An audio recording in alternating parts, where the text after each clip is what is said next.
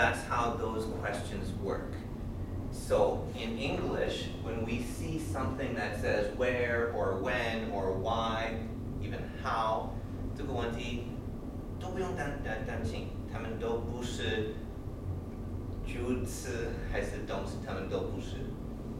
OK， 所以这边 about 14,000 British soldiers 主词 returned 动词。Okay, to Britain, 这是哪里 Okay, now we have this little problem here. 这个有跟不同的词有什么关系？它什么时候？它是哪里？主词、动词。好，这个。要了解它有跟哪一个地方有关系 ？So， 它的意思 most of them, most of whom 都是 them. About 14,000 British soldiers. So maybe most of them. Double.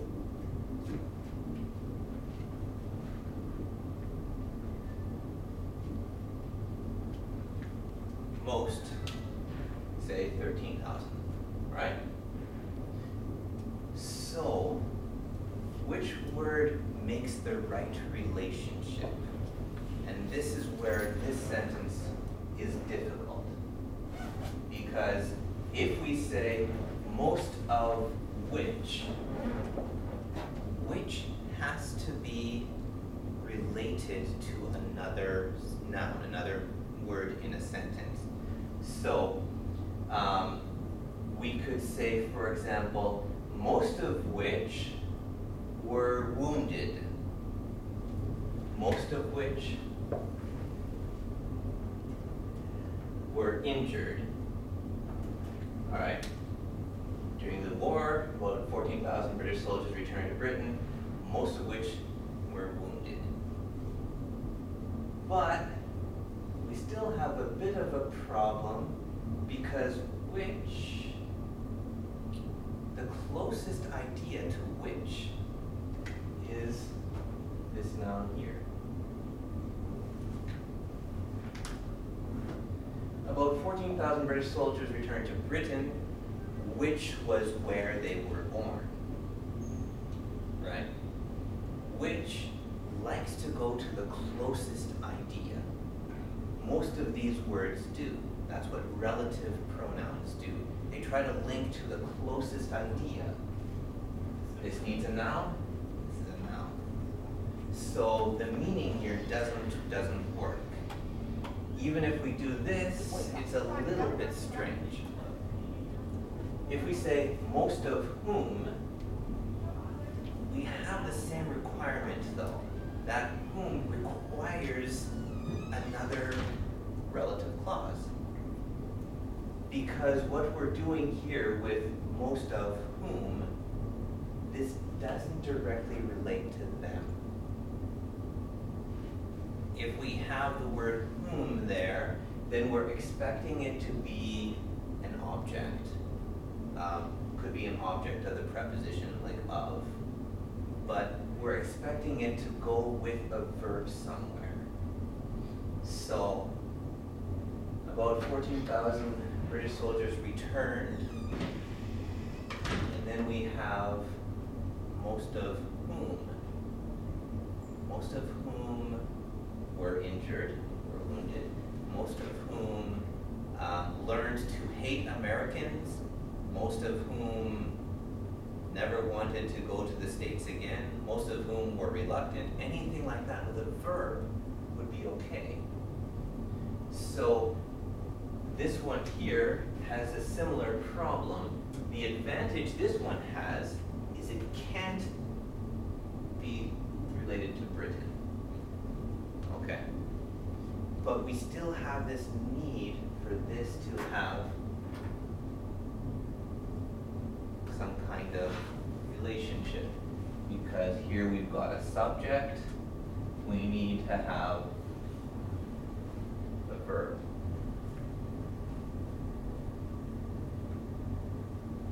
Without a subject, then the only choice left is this one here.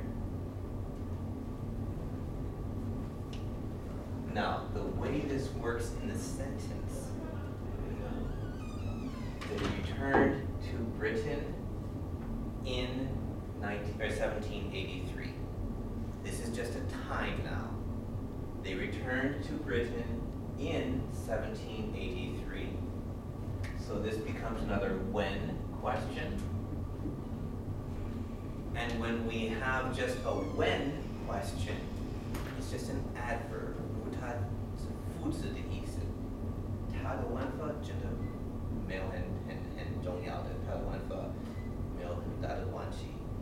它是副词，所以有主词，有动词，我们摆了不同的副词都可以加。Where you put them doesn't really matter for the grammar. It only changes meaning. So this idea here then, we don't have a subject and a verb here. What we have is just an adverb idea that links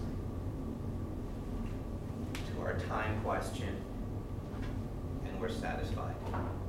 Now, it's an awkward structure to use because we want this relative pronoun in there. But if it's a relative pronoun, then it's a noun idea. And if it's a noun, it needs to be a subject or an object. It needs to have some relationship. As long as it's just an adverb, we don't need to worry about that relationship. So it looks a bit informal. It doesn't look like the best language, but it's the only one that works. Now, whenever there's a problem like this, we can finish the rest of the sentence, put in the missing words, and see what we get. Most of them, let's put in arriving.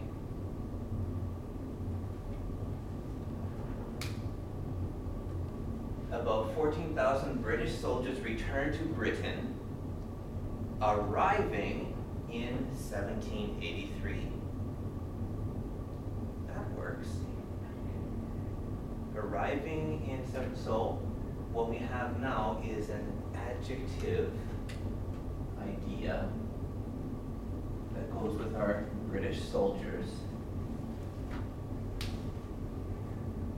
And if we look at our most of them, we can even replace that with an actual adverb. So, mostly arriving in mostly in 1783. I keep getting the dates wrong. That all works. During the American Revolutionary War, about 14,000 British soldiers returned to Britain, mostly in 1783. Works. Okay? So 问题是，如果有名词的意思，名词的文法，它需要关系。名词一定是主词还是object? I forget. Object 受词。受词。主词还是受词，还是有可能有 preposition 介系词。如果有介系词，它可以用名词 所以不可以加名词，它一定要关系。如果它没有关系，它不可以用。可是副词没关系。Do you know there is a grammar term we call it a positive? A positive, yeah. A positive. Do you think most of them is a positive here? Honestly, I'll have to check that again because there are a couple different related ideas. Oh, okay. There is a sort of a category of adjective terms that if they're not specifically describing it like the running dog, the big dog, the black dog, if we put it, as in the dog running down the street bit the child, then yeah, we can use that term to kind of link them together. I'm not sure if that would have much meaning relating it to Chinese though, because in Chinese that's not really a requirement to make those connections. So, or the requirements are a bit different. But, for example, let me make a sentence. I know that man, a firefighter for 30 years. So that a firefighter for 30 years is a positive for to that man, right? yeah, but you see, that's not even an adjective. That's a noun phrase.